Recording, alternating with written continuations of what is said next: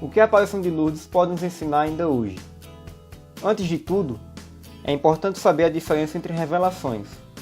Deus revelou-se plenamente enviando seu próprio Filho, de modo que depois dele não haverá outra revelação. Apesar de terminada, a revelação não está explicitada completamente. No decorrer dos anos, surgiram as revelações privadas, algumas delas reconhecidas pela Igreja, que nos ajudam a viver a revelação definitiva de Cristo. Elas nunca podem ultrapassar ou corrigir o que já foi revelado definitivamente. Como não fazem parte do depósito da fé, nenhum católico é obrigado a aceitá-las, mas elas nos ajudam a viver a fé com maior integridade. Foi no dia 11 de fevereiro de 1858, na pequena cidade de Lourdes, na França, que aconteceu a primeira aparição a uma jovem de 14 anos, de baixa estatura, asmática e muito pobre em todos os aspectos, materialmente falando, e além de que não havia recebido a primeira comunhão nem crisma, e ainda era analfabeta. Seu nome era Bernadette Soubirous. Seus pais pediram para que ela, sua irmã e uma amiga buscassem lenha próxima ao rio Gavê-de-Pau. Havia um pequeno córrego que era necessário atravessar, mas ela não queria molhar seus pés devido a uma ordem da mãe por causa da sua doença. Do outro lado do córrego havia uma gruta. Ela sentiu duas rajadas de vento misteriosas. Então, viu uma jovem vestida de branco, com uma faixa azul, um rosário e duas rosas amarelas nos pés. Bernadette sentiu medo e pouco tempo depois começou a rezar o terço, enquanto a jovem apenas sorria e a acompanhava sem falar nada.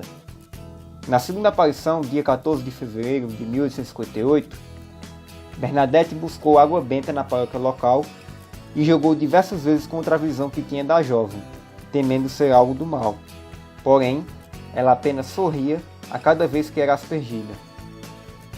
Houve o primeiro diálogo apenas na terceira aparição, no dia 18 de fevereiro de 1858, em que a senhora perguntou se Bernadette poderia encontrar-se com ela durante os próximos 15 dias. Ao total, foram 18 aparições, encerrando apenas no dia 16 de julho daquele ano. Houve muita perseguição contra Bernadette, através de interrogatórios e ceticismo dos críticos e autoridades locais. Porém, ela sempre foi muito segura em suas respostas, fazendo com que percebessem de que não era mentira o que ela relatava. No dia 2 de março, na 13ª aparição, a visão falou para que pedisse ao padre que fosse construída uma capela naquele local. Bernadette então avisou. Suspeitando de uma possível fraude, o padre Dominique Perramet pediu que, se realmente ela quisesse uma capela, a senhora dissesse o seu nome.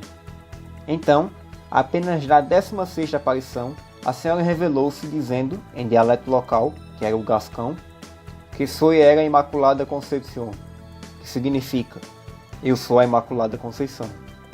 Imediatamente ela pôs-se a repetir essas palavras para não esquecer. Nunca tinha ouvido esse termo antes, e foi informar o padre Perramet.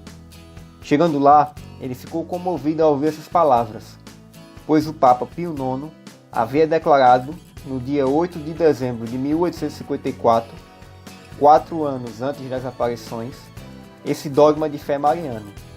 Como pode uma jovem tão simples ter esse conhecimento?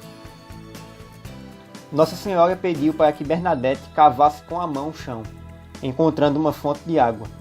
Dessa fonte surgiram diversas curas.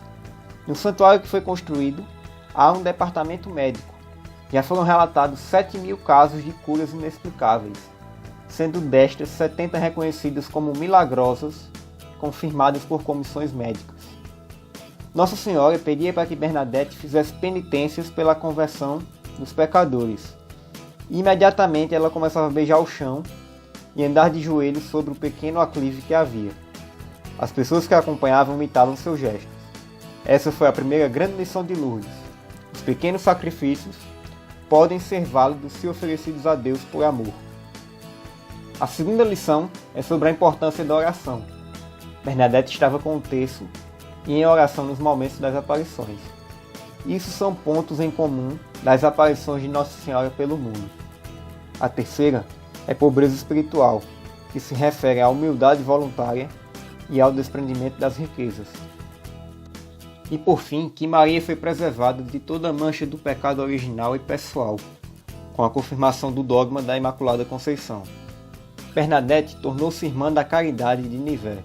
Faleceu quando tinha apenas 35 anos, no dia 16 de abril de 1879.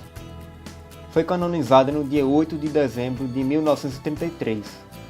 30 anos após a sua morte, seu corpo foi exumado e encontrou-se incorrupto, permanecendo até hoje exposto publicamente no convento em Nivelles. Gostou do vídeo? Comenta o que você achou, deixa o like, se inscreve no canal e compartilha. Quem sabe eu posso falar sobre outros temas aqui em breve. Abraço!